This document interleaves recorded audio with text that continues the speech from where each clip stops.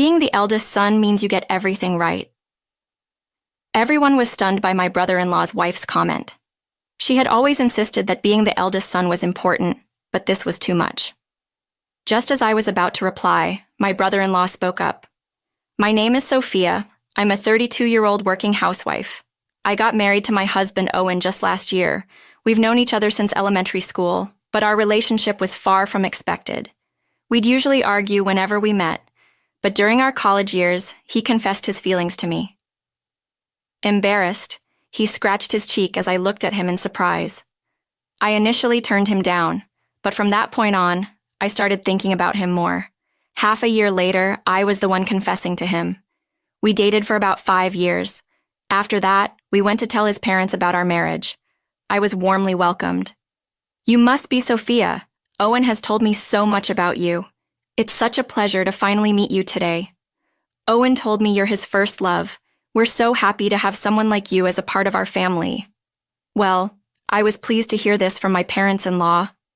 Owen looked flustered next to me. His secret, the fact that I was his first love, was news to me. The thought made me feel ticklish and happy. I whispered this to Owen, and he turned bright red with embarrassment. The meeting ended on a positive note. Owen has a brother who is already married. We plan to meet them around the end of the year. So, we headed home. A few days later, while we were looking for our new home after the wedding, Owen's phone rang. It was from my mother-in-law. Your dad's been in a car accident. He's in the hospital with a leg injury. The doctor says there might be lasting effects. Can you come? Hearing this, Owen and I rushed to the hospital.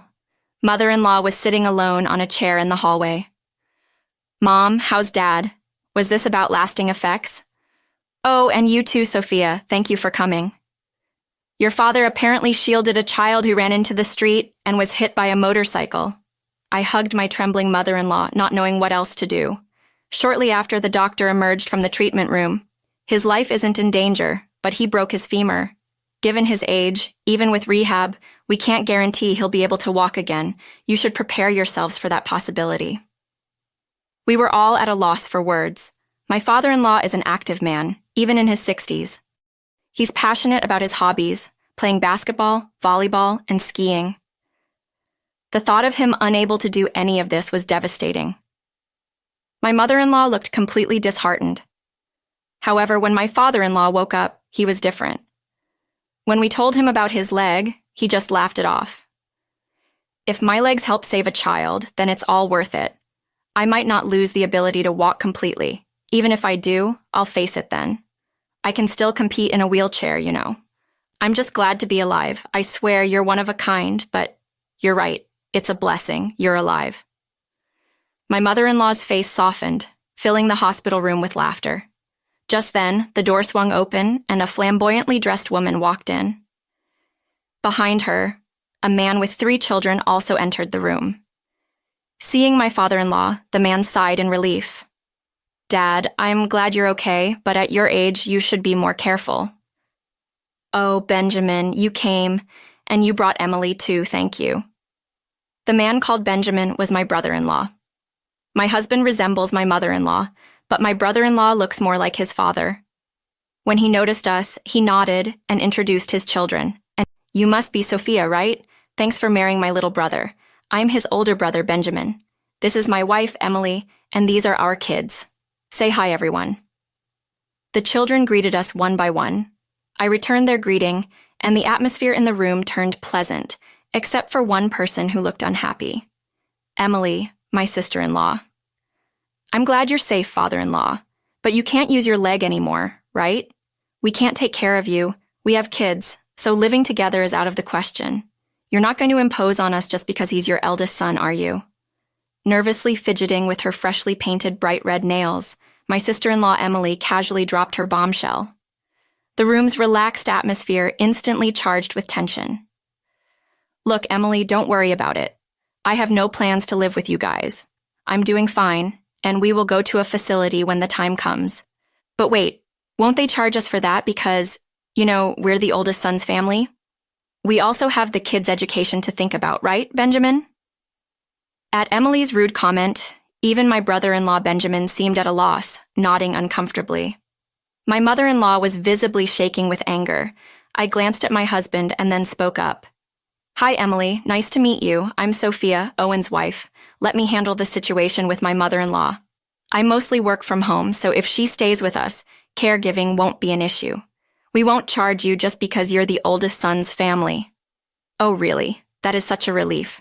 Nice to meet you." Seeming satisfied, Emily announced, "Ed, it was time for her salon appointment," and left. "All right, we should get going too, Sophia. Please take care of Dad for us." Benjamin left the hospital room, taking the kids with him to follow Emily. "What's the deal with Emily? She's unbelievably rude," said Sophia. "Yeah, she just showed up about 10 years ago already pregnant, and my brother married her shortly after. Even my in-laws didn't seem to know how Benjamin and Emily met or started dating. After they got married, they lived close to the family home.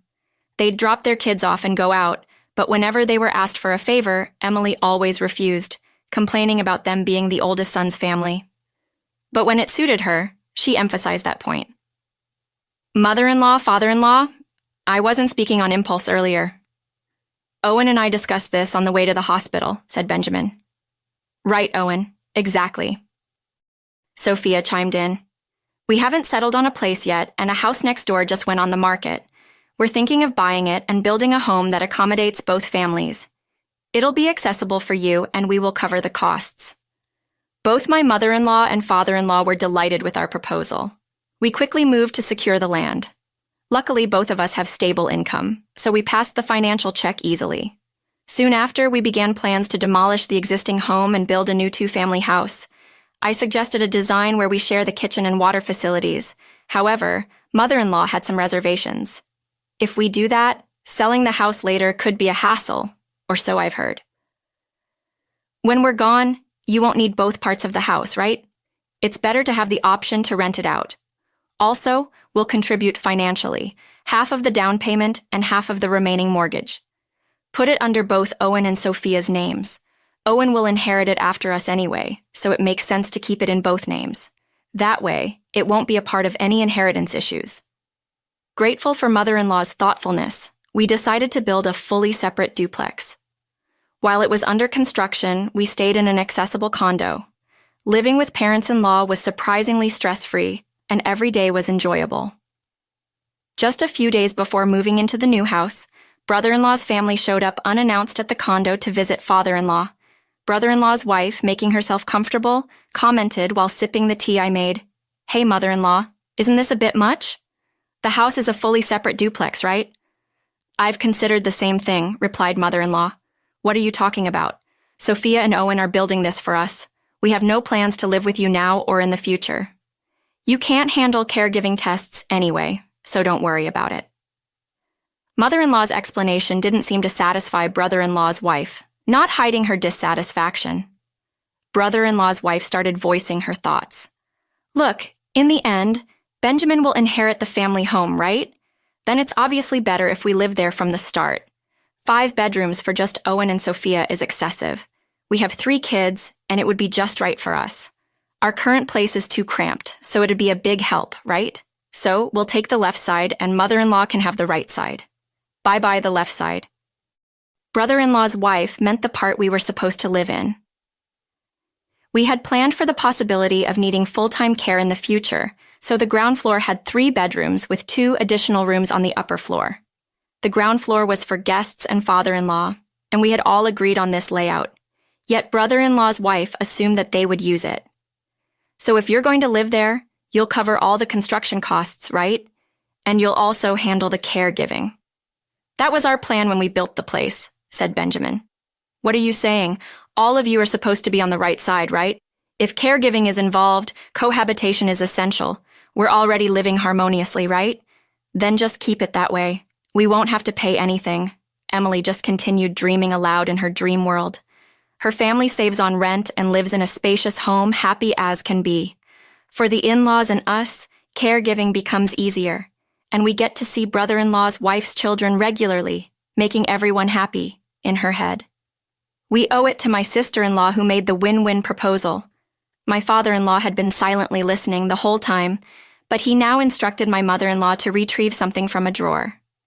Following his instructions, my mother-in-law pulled out a thick envelope and a single sheet of paper. In this envelope is $500,000. This is for you both. In return, never contact us again. Benjamin signed this document. Our entire inheritance will go to Owen. Everyone absorbing my father-in-law's words. My brother-in-law looked shocked. My mother-in-law seemed to have been aware of this plan all along. The room fell silent for a moment.